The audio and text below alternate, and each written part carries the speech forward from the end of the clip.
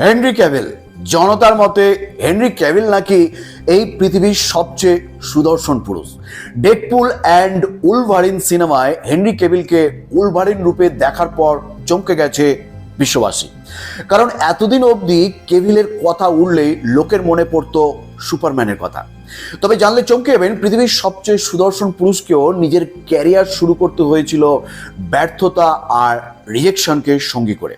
কখনো তাকে বাদ দেওয়া হয়েছিল জেমস বন্ডের চরিত্র থেকে, কখনো বা সুপারম্যানের চরিত্র থেকে বাদ পড়েছিলেন ক্যাভিল। কিন্তু তা সত্ত্বেও হাল ছাড়েননি হেনরি। তাহলে চলুন বন্ধুরা, আজ আপনাদের হলিউডের সেই সুপারস্টারের গল্প বলি, যিনি মার্বেলের সবচেয়ে বড় ফ্যান হওয়া সত্ত্বেও বিখ্যাত হয়েছিলেন ডিসি কমিক্সের ক্যারেক্টারের হাত ধরে। হলিউডের এই বিখ্যাত অভিনেতার প্রেমে নাকি এই দুনিয়ার তামাম মহিলারা পাগল। এমনকি হেনরি ক্যাভিলের সহ অভিনেত্রীরাও নাকি হেনরি ক্যাভিলের করিশ্মায় ফিদা হয়ে রয়েছে।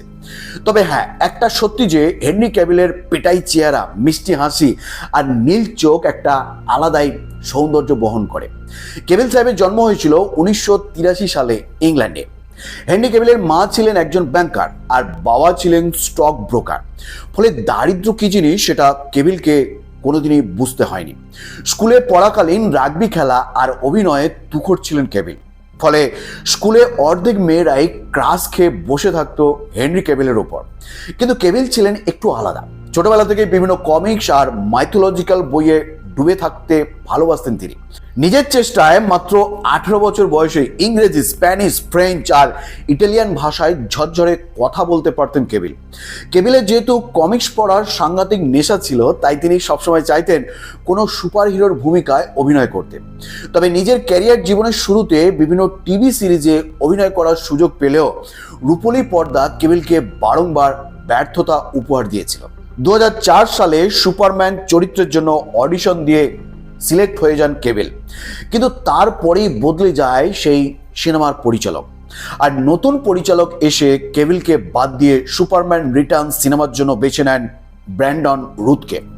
2005 সালে Harry Potter and the goblet of fire সিনেমায় সেড্রিক ডিগরাই চরিত্রের জন্য ক্যাভিলকে বাছা হয়, কিন্তু পরে সেই চরিত্রে অভিনয় করেন রবার্ট প্যাটিনসন। ওদিকে টিউলাইট সিনেমার জন্য হেনরি ক্যাভিলকে নায়ক বাছা হলেও সেখানেও ক্যাভিলের রোলটা ছিনিয়ে নেন রবার্ট প্যাটিনসন। একের পর এক বিখ্যাত চরিত্রে অভিনয় করার সুযোগ হাতছাড়া হওয়ার পরেও ভেঙে পড়েননি ক্যাভিল। কিন্তু তখনও সবচেয়ে বড় ধাক্কাটা খাওয়া বাকি ছিল ক্যাভিলের। জেমস বন্ড সিরিজের ক্যাসিনো রয়্যাল সিনেমায় হেনরি ক্যাভিলকেই বন্ড হিসেবে বেছে নেন পরিচালক। কিন্তু প্রোডাকশন হাউসের তরফ থেকে একদম শেষ মুহূর্তে ক্যাভিলকে সরিয়ে বন্ড হিসেবে বেছে নেওয়া হয় ড্যানিয়েল ক্রেগকে। এই ধাক্কাটা সামলাতে বেশ খানিকটা সময় লেগে যায় ক্যাভিলের। তবে হলিউডের যুদ্ধক্ষেত্রে দাঁতে দাঁত চেপে লড়াই জারি রাখেন ক্যাভিল। এরপর টিউডর নামের একটি টিভি সিরিজ দিয়ে ফিরে আসেন ক্যাভিল। তবে হেনরি ক্যাভিলকে সারা বিশ্ব চিনতে শুরু করে 2013 সাল থেকে। কারণ 2013 সালেই মুক্তি পায় সুপারম্যান সিরিজের নতুন সিনেমা ম্যান অফ স্টিল, যেখানে ক্যাভিলকে দেখা যায় ক্লার্ক কেন্ট এবং সুপারম্যান উভয় চরিত্রে। আর এই একটা সিনেমায় ক্যাভিলকে লাইমলাইটে নিয়ে চলে আসে। এরপর একে একে Batman versus Superman, justice league, mission impossible এবং অ্যানোলা হোমসের মতো বিখ্যাত কাজের সঙ্গে জুড়তে শুরু করে হেনরি ক্যাভিলের নাম। ওদিকে নেটফ্লিক্সের বিখ্যাত সিরিজ দ্য উইচারে হেনরি ক্যাভিলের অভিনয় দেখে মুগ্ধ হয়ে যান সকলে। ক্যাভিল নিজের অভিনয় দক্ষতা দিয়ে সবাইকে বুঝিয়ে দেন, সৌন্দর্যের পাশাপাশি আমার কাছে আরও একটা সুপার পাওয়ার রয়েছে, আর সেটা হলো আমার অভিনয়। কিছুদিন আগে যখন ডিসি কমিক্সের তরফ থেকে নতুন সুপারম্যান সিনেমায় হেনরি ক্যাভিলকে বাদ দেওয়ার খবর সামনে আসে, রাগে ফেটে পড়ে বিশ্বজুড়ে ছড়িয়ে থাকা হেনরির ভক্তেরা। কিন্তু ঠিক সেই সময়ে মোক্ষম চালটা চেলে দেয় marble comics. Deadpool and Wolverine সিনেমায় খানিকক্ষণের জন্য উলভারিন চরিত্রে ক্যাভিলকে দেখিয়ে দেন মার্বেল কর্তারা। আর ওই কয়েক সেকেন্ডের ক্যামিও চরিত্রই আপাতত ঝড় তুলে দিয়েছে সোশ্যাল মিডিয়ায়। লোকে বলতে শুরু করে দিয়েছে হিউ জ্যাকসনের পর তারা একমাত্র হেনরি ক্যাভিলকেই চান উলভারিনের চরিত্রে। তাই হেনরি ছাড়া আর কাউকে যেন উলভারিনের চরিত্রে কাজ না করা হয়। বন্ধুরা, এবার দেখার বিষয় মার্বেল তাকে নিয়ে ভবিষ্যতে কোনো সিনেমা তৈরি করবে কিনা সেটা সময়ই বলবে।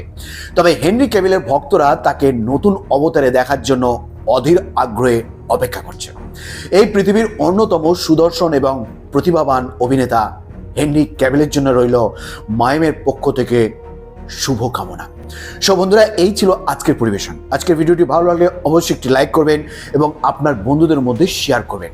ভিডিওটি শেষ পর্যন্ত দেখার জন্য অসংখ্য ধন্যবাদ।